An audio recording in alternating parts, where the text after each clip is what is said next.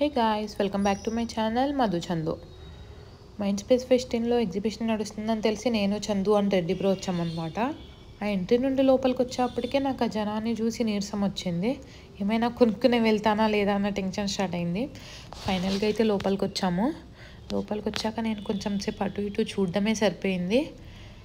So ఫైనల్గా ఒక్కో section చూద్దామన్నట్టు ఒక్కో సెక్షన్ వైపు వచ్చామన్నమాట.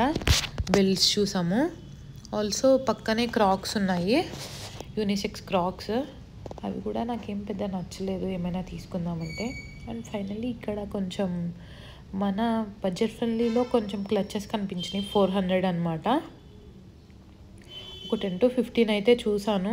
బట్ అన్నిటికీ ఏదో ఒక డ్యామేజెస్, స్టిచ్చింగ్ థ్రెడ్స్ ఊడిపోవడం, స్క్రాచెస్ నాకు కొంచెం మోస్ట్లీ ఎక్కువ వాటి మీద కనపడింది. నా సజెషన్ ఏంటంటే మీరు కూడా 1-2 సార్లు చూసుకొని తీసుకోండి. తీసుకున్నాక రిగ్రెట్ ఫీల్ అవ్వడం ఎందుకు అన్న ఫీలింగ్. అండ్ దిస్ పార్ట్ ఏంటంటే కొంచెం కాస్ట్లీ అనమాట. బర్బెర్రీ, కోచ్, ఎంకే ఇవన్నీ ఉన్నాయి. సో నాకైతే ఫస్ట్ కాపీలో అనిపించలేదు. ఇదేనా జెన్యూన్ రివ్యూ? మీరు చూస్తే మీరు అదే అనుకుంటారేమో.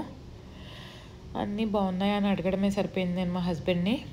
అండ్ దిస్ పార్ట్ ఏంటంటే కుర్తీస్.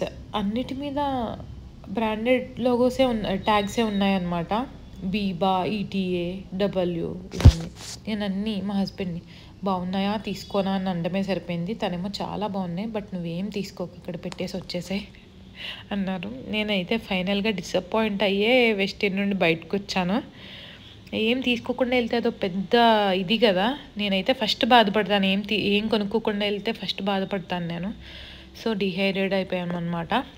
సో ఫైనల్లీ బయటకు వచ్చేసి వాటర్ తాగేసి, నాతో వచ్చిన వాళ్ళు కూడా పాపం మళ్ళీ అటు ఇటు పిప్పి చేస్తాను వాళ్ళిద్దరిని.